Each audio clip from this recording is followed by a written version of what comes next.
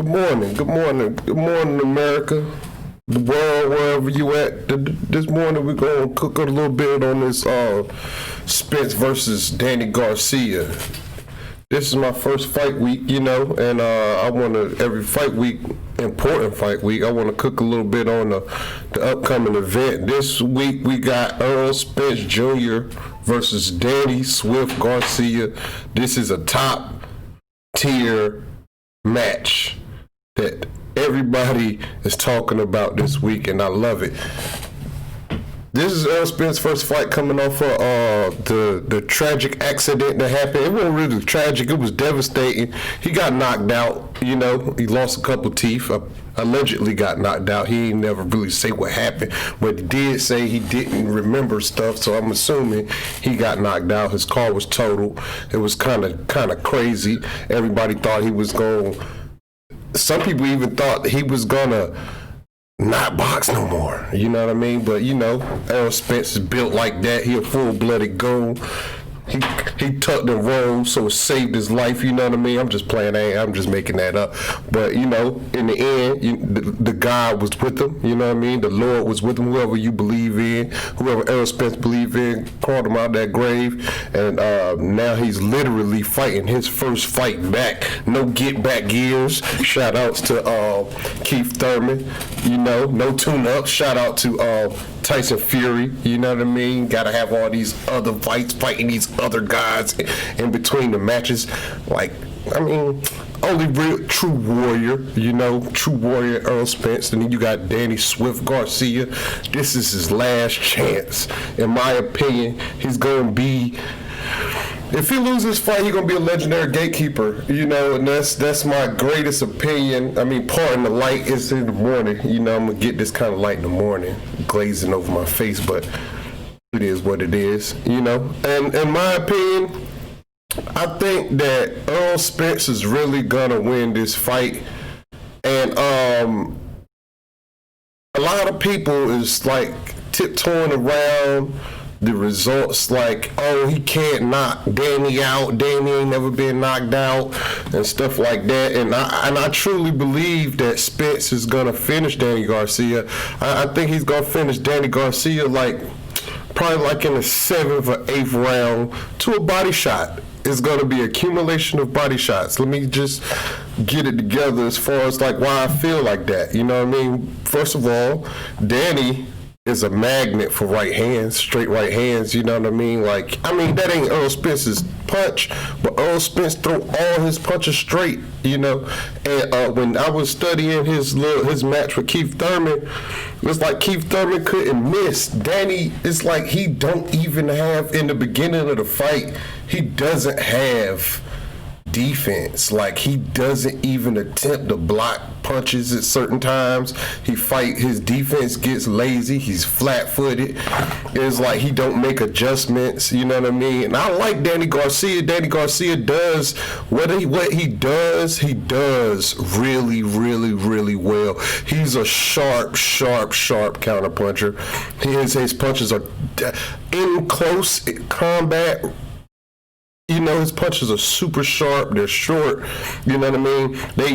I think his power is a little bit overstated, because once you get to the higher echelon of welterweights, like the Keith Thurmans and the Sean Porter, which those are the two fights that I reviewed this week countless times, and I realized that he was landing those big shots, and they was.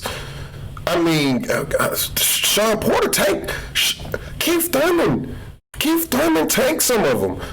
Keith Thurman in the first round, he hit Danny Garcia with a straight right hand and froze and could have fit. I felt like Keith Thurman could have finished Danny in the first round if you going to keep it hot, But Danny got the patience. He's like a ninja, you know what I mean?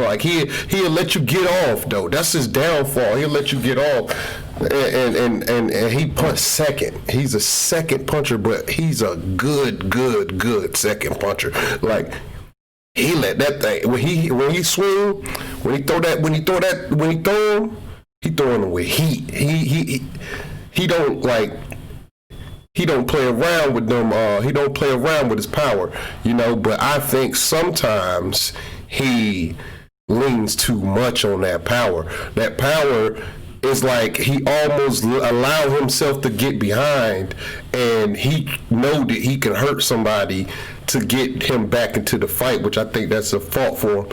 And he's kind of flat-footed, you know what I mean? He's like, if Errol Spence wanted to, this could be Errol Spence, Mikey Garcia too. I feel like deep inside, I feel like this might end up being Mikey Garcia too. And that's a reach because I like Danny Garcia. Danny Garcia is a warrior, but Errol Spence is, in my opinion, like, he's out of this world as far as talent-wise. Like, you can't really find no fight to, like, study with Earl. Like, I looked at the Mikey Garcia.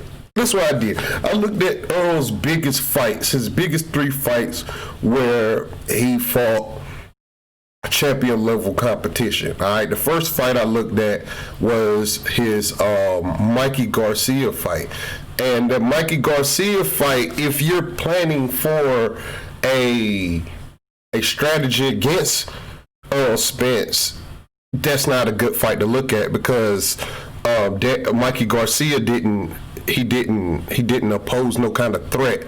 So therefore, like that fight, that was just me looking at an exhibition. You know what I mean?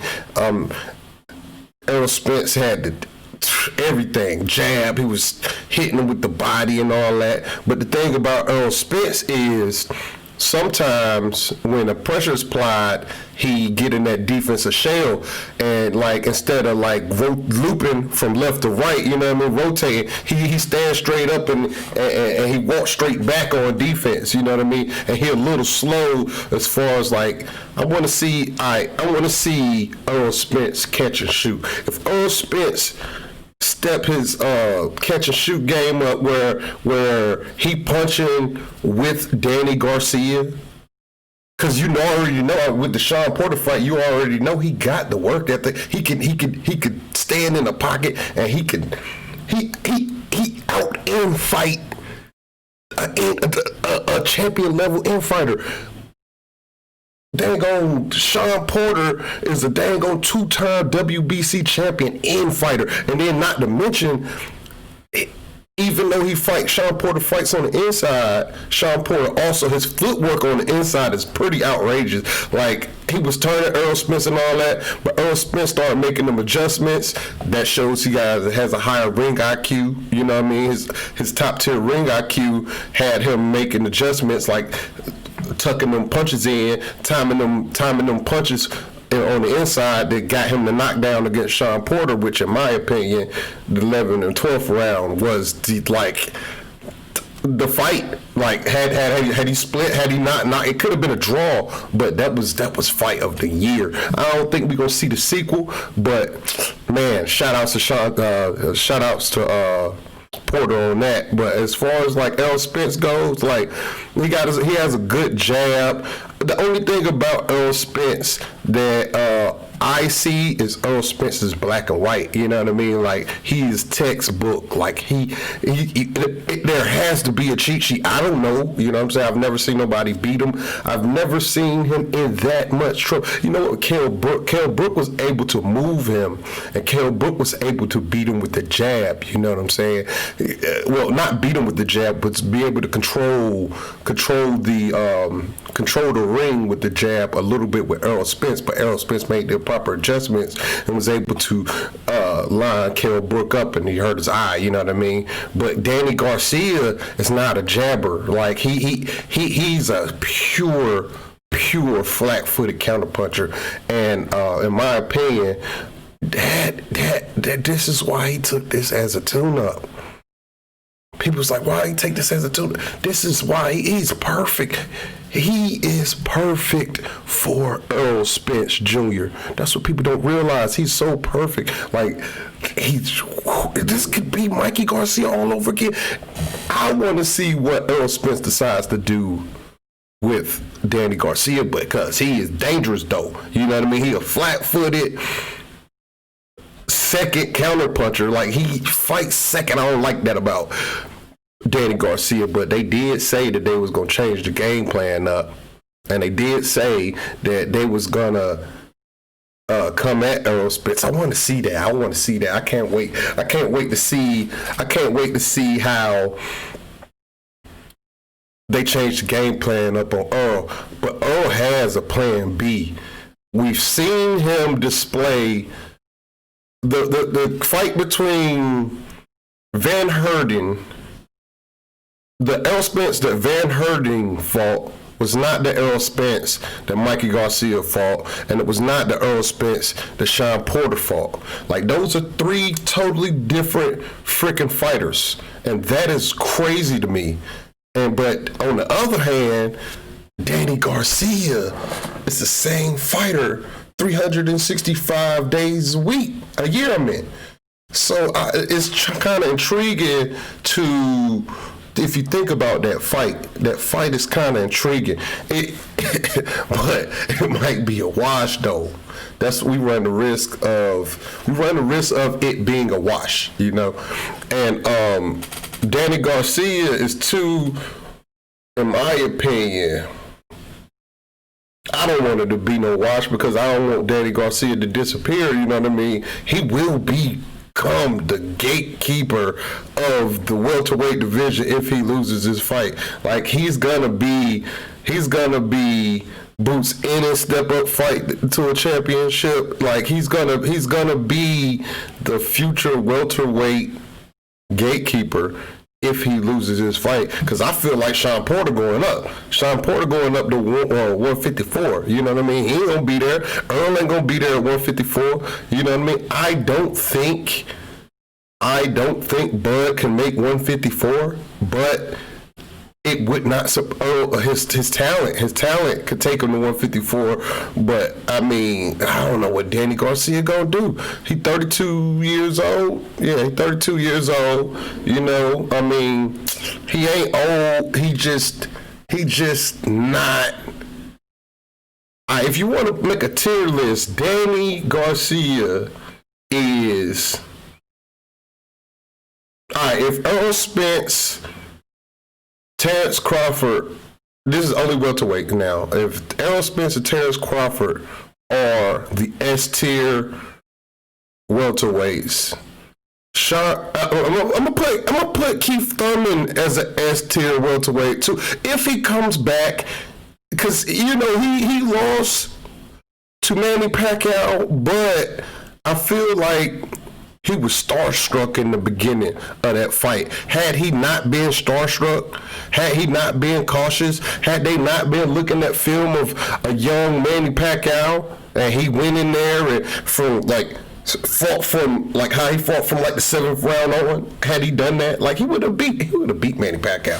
He would have beat Manny Pacquiao. So I put Keith Thurman at the S tier. You know what I mean? But those three, I mean, if you put Manny Pacquiao up there too, he's a legend too. So I'm gonna just add him to the S tier too. But with those four though, it then is an A tier. You know what I mean? Danny Garcia is the second best A tier welterweight next to Sean Porter. And I believe Ugas can be up there too, but Ugas got to get the fights though. Ugas got to get the fight because Ugas beat Sean Porter. Bro. They were just setting up for that pay-per-view with Errol Spence. That's what happened. You know what I mean? Ugas beat Sean Porter. You know what I mean? I don't know, but and after this fight, that's for another video. But as of right now, Errol Spence Jr. defeats Danny Garcia in like between the 7th and the 10th round knockout to the body. People saying, "Oh, Danny Garcia is too good of a counterpuncher. He's gonna come over top of that with the left and blah yada yada yada yada yada yada." Facts. I don't disagree with that. But one key thing people forget about Errol Spence Jr. is that man got a beard on him. That man's got a real serious beard on him. And I don't think there's a difference between getting knocked out from getting thrown from a vehicle and getting knocked out by a straight right hand from Deontay Wilder. I don't think there's a difference. I'm not no doctor or I'm not a scientist, so I mean, if there is, reach out to me, let me know. I'm willing to learn, but bruh just had a concussion. It don't take a year to get over no concussion, man. He ain't gotta go. He ain't gotta recover from no PTSD from the ring, man. He probably took punches. He probably was sparring. With bigger people, bigger punchers. You know what I mean? You know, Earl allegedly spars middleweights. You know what I mean? Like, sheesh. I mean, you could throw in the middleweight division, you could throw a penny in a group of middleweights, and you can get somebody that has the power of Danny Garcia in the middleweight division. You know what I mean? Danny Garcia is what? What's Danny Garcia? 36 wins, 2 losses, and 21 knockouts.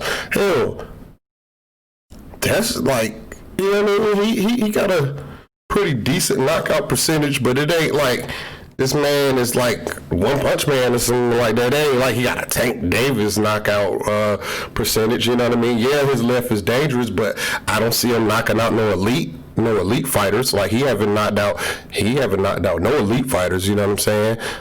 I mean, I guess, you know, I'm not going to call Amir Khan elite with a straight face. Okay, he's an elite British boxer.